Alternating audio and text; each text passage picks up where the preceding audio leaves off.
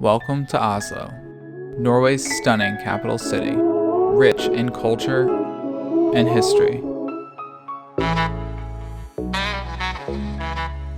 A city famous for its modern architecture, yet uniquely connected to nature.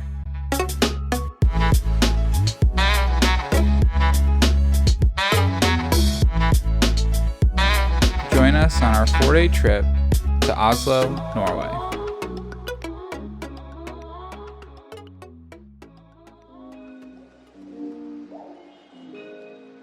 We just arrived in beautiful Oslo, Norway. The train from Bergen took about 7 hours, but you get to see fjords, waterfalls, little towns, and even glaciers. If you'd like to see our video from Bergen, it'll be linked in the description below. We're dropping off our stuff at the hotel before dinner, and then we've got the perfect thing planned to help warm us up after a cold few days in Bergen. We decided to have dinner in the hotel restaurant, which was really good, but a little pricey. And then we were walking around Oslo when, of course, it started raining again. But we're not too concerned about it though, because our next stop is a private sauna on the Oslo Fjord.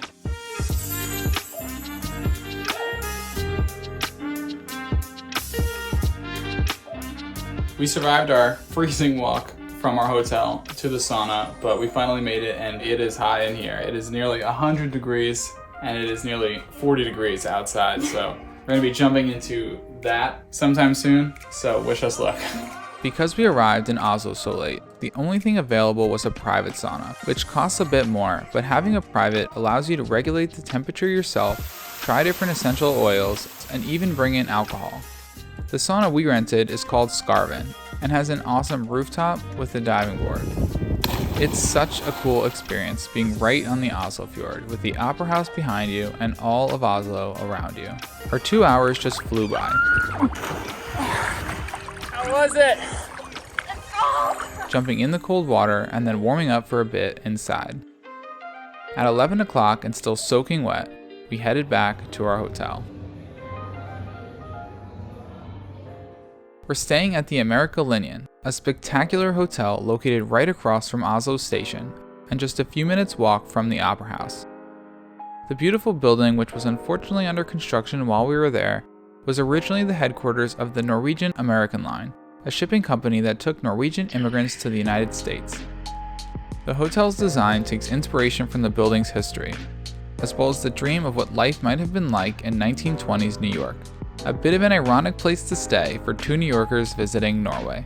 We stayed in the standard Explorer room, a beautiful room that faced out on the square, and were given some delicious local ice creams upon check-in. The included breakfast was somehow even more impressive than what we had in Bergen. The New York theme is prominent in the breakfast as well, with delicious bagels and donuts. And conveniently for us, the meeting location for our walking tour was just outside. We got our bearings and a few recommendations from our walking tour with Daniel, and then explored Oslo City Hall, a stunning building most famous for hosting the annual Nobel Peace Prize ceremony every December. Just across the street is the Nobel Peace Prize Center, a museum that teaches you about the history of the prize as well as its previous recipients. The center even offers 2 free walking tours of its own that focus on Alfred Nobel and the most recent winners. Even if you're not into museums, I'd highly recommend adding this to your itinerary. Our next stop was Akershus Fortress. The castle is believed to date back to 1299 and went 600 years without being conquered until it surrendered to the Nazis in 1940. We walked to the waterfront neighborhood of Suringa, where you can find lots of trendy new restaurants. Always suckers for Mexican food, we decided to try Koyo. The restaurant has some amazing decor and really good food. On our way back, we checked out the brand new public library, and it was incredible. The views alone are worth the stop, but there are also immersive experience rooms like this future library. Just make sure to respect everyone trying to work. There are few places that make me want to sit down with a good book more than this. We had a great day today walking around Oslo, and we're ending the day in Vigeland Sculpture Park, which has over 200 sculptures made by Gustav Vigeland. There were some really funny ones like an angry baby and I don't know, kind of cool, kind of strange at the same time. But yeah, it was really nice to take the hour walk from our hotel. We got to see some of the non-touristy area of Oslo, I guess more of the residential area. So that was really, really beautiful. Now we're taking the train back to our hotel. So we'll catch you tomorrow on our way to Lillehammer.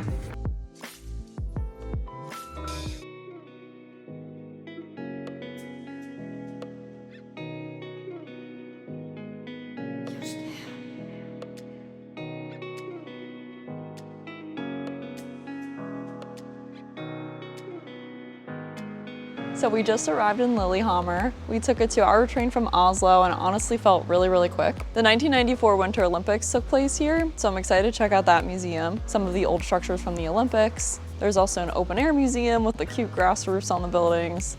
Looking forward to spending the day in Lillehammer. We grabbed a cinnamon roll from the Lillehammer bakery and I was glad we did. It was the best one we had all trip. Then it was about a 20-minute walk to the Norwegian Olympic Museum, which is conveniently connected to the Myhaugen Open Air Museum. They are also associated with the Lillehammer Art Museum, and you can get 25% off if you buy tickets to multiple, so we got all three. The museum starts with a brief general history of the Olympics before going in depth about Lillehammer's bid to host the 1994 Winter Games. The collection's not limited to the 94 games, with interesting pieces from many others as well. We definitely had a great time. Our next stop was Myhaugen, an open-air museum that features historic houses from various centuries. Originally a private collection, the museum now consists of over 200 structures, including the Garmo Stavkirke that dates back to the 1100s. The employees here are fully in character and even grow crops and care for animals. Everything is open for visitors to explore, so you could spend hours roaming the grounds and finding new things. That is our next stop, the Olympic Park. What was supposed to be another 20-minute walk was a lot harder than we were expecting. It's pretty much straight uphill the whole way. So when we saw you could take a ski lift up to the top, we ran straight for it. One thing we weren't expecting was someone demonstrating the jump even though there wasn't any snow.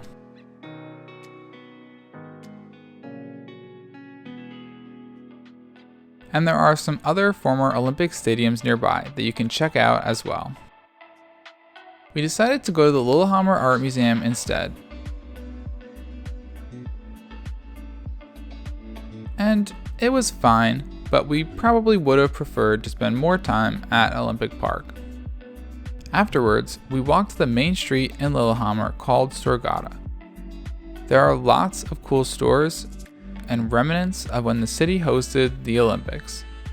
We got a recommendation for this restaurant from someone we met, and while the food was great and the location was unbeatable, it wasn't exactly what we were expecting. It's a serve-yourself type of bar where you order at the counter and bring it back to your table. And with its great location, we figured it would be pretty touristy. But our first waiter didn't speak English, and they didn't have an English menu. Not a bad thing, but a first for us on this trip. I went with the elk burger, which was really good. With over an hour before our train, we got ice cream just to kill a little time, obviously. And then with everything in Lillehammer closed for the night, and nothing left on our itinerary, Kristen found her own way to pass the time. Eventually, we made our way back over to the station to catch our train. We just got on the train back to Oslo. It was a great day in Lillehammer, although we are a little tired. We walked almost 30,000 steps, so it was a long day. But we did see 3 museums, and we walked up to the ski jump from the 1994 Olympics, which was a really cool experience. Yeah, so excited to be heading back and get some rest tonight.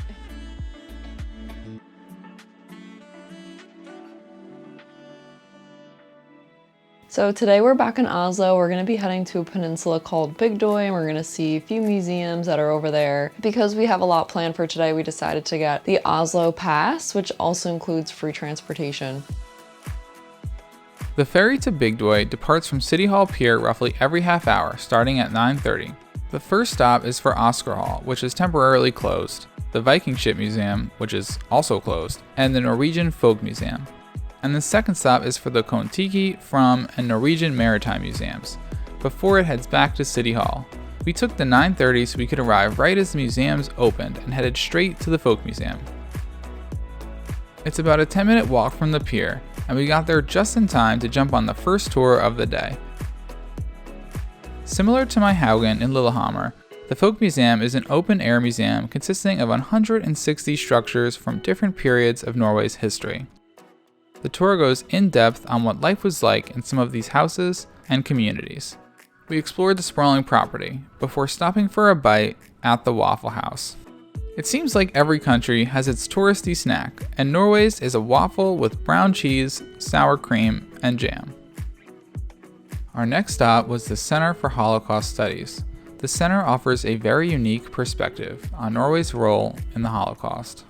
A 15-minute walk away are the Kon-Tiki, From, and Norwegian Maritime Museums. We started at Kon-Tiki, that focuses on the expeditions of the famous Norwegian explorer Thor Heyerdahl, and features some of his most famous ships, the Kon-Tiki and Ra.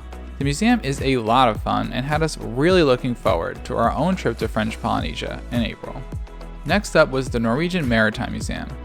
With the Viking Ship Museum closed, we enjoyed getting a glimpse into that here. The final museum here is the From Museum, about the famous Norwegian polar expeditions.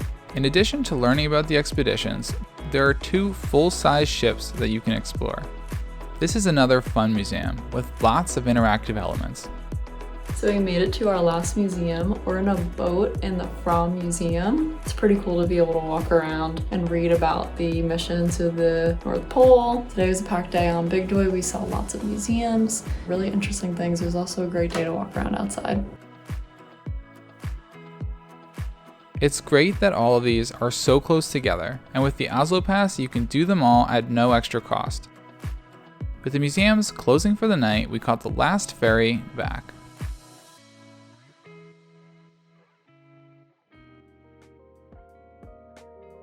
We disembarked and walked along the water in Aker Brygge, a beautiful neighborhood with loads of shops and restaurants, and stopped for one of our best meals of the trip at Asia.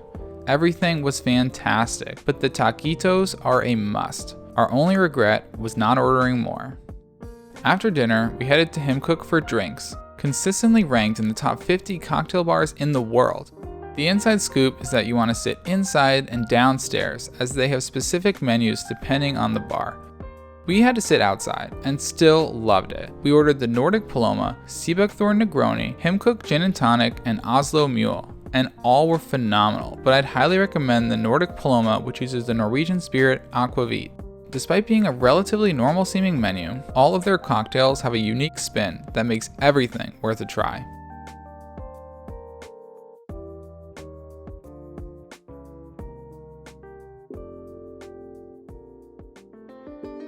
I can't believe it's already our last day here in Norway. We've got a few hours before our flight, so we're going to leave our bags downstairs and we're going to check out a few more things before heading back to New York. With half an hour left on our Oslo passes, we got to the Munch Museum right as it opened. The museum was just completed in 2021 and features thousands of works by famous Norwegian artist Edvard Munch, including 3 versions of his most famous work, The Scream. In addition to the art, there are so many fun things to do and explore while you're here. And the building is impressive in its own right, with spectacular views of Oslo. We just left the Munch Museum, and I think it was our favorite art museum so far. Now we're heading to what probably is Norway's most famous coffee shop, and we're also going to try a Norwegian hot dog. Tim Wendelboe has won numerous World Barista and World Cup Tasters Championships. and now runs his own micro roastery here in Oslo. So as you can imagine, their coffee is considered some of, if not the best in Norway. Naturally, I wanted to try everything, and luckily for me, they offer a tasting of 4 different types of coffee. What I did not realize before ordering is that it is a tasting for 2, and despite her shirt, Kristen hates coffee. Nevertheless, we nearly finished everything, and even ordered a cappuccino Alfredo to try. The tasting was just $18 for what was probably around 6 coffees per person. Safe to say we walked out feeling pretty jittery. Continuing down the list of places we wanted to go but had not made it to yet, we arrived at Syverkiosken, one of the last hot dog kiosks in all of Oslo. Syverkiosken has been serving their famous hot dogs since 1979. Shop owner Arlen took care of us, whipping up one spicy and one less spicy variation. They're served with a combination of different ketchups and mustards, with fried onions, relish, jalapenos, shrimp salad, and bacon in a traditional bun that's wrapped in a lumpa, which is a potato-based flatbread. What do you think? Good? We walked off our hot dogs on our way to our last stop on our impromptu Oslo food tour, Oslo Street Food. Oslo Street Food is a large food hall with stalls from all over the world. We're here at Oslo Street Food. We're gonna try some Colombian food for the first time. It looks delicious. I'm excited about it. We got some really tasty arepas from the Colombian grill, and then headed back to the hotel to grab our bags and go to the airport. Our food tour didn't end there though. With 100 kroner left in our pocket, we found the perfect use for it at duty free.